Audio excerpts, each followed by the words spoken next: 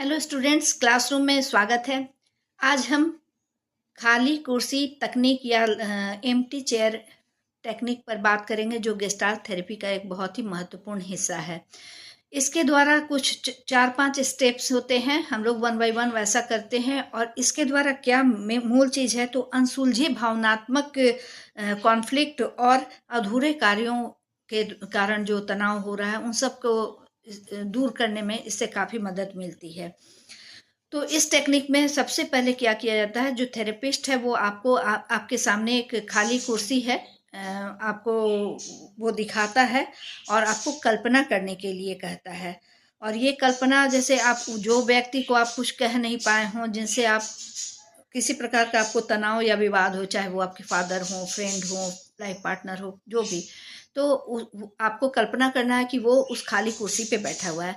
दूसरा स्टेप है कि अब आपको उससे संवाद करना है। संवाद के द्वारा आप अपनी उन भावनाओं को, जो आपने अब तक व्यक्त नहीं किया था और आपके अंदर उसकी वजह से बहुत सारी भावनात्मक समस्याएं हो रही हैं, वो सारी चीज़ें जो आपने अब तक नहीं कही थी, वो आप उससे खुल कर कहते हो।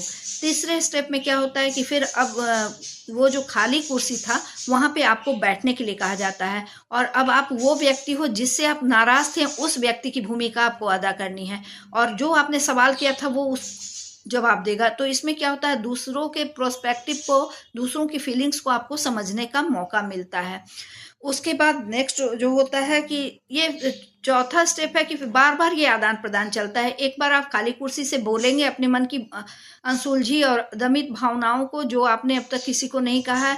फिर आप उस खाली कुर्सी पर बैठेंगे और उसका जवाब देंगे कि जिसको से आपको शिकायत हो, वो फिर आपको उसके रोल प्ले करते हुए जवाब देना है उसकी ओर से। तो ये प्रोसेस लगातार चलता रहता है तब तक, जब तक कि आपका डायलॉग कंप्लीट ना हो जाए।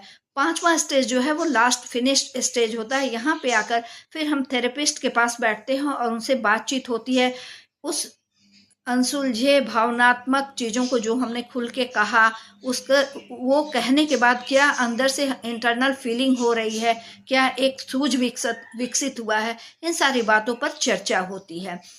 इस तरह की थेरेपी के कुछ फायदे हैं। जैसे सबसे पहला चीज़ है कि भावनात्मक रिहाई मिलती है।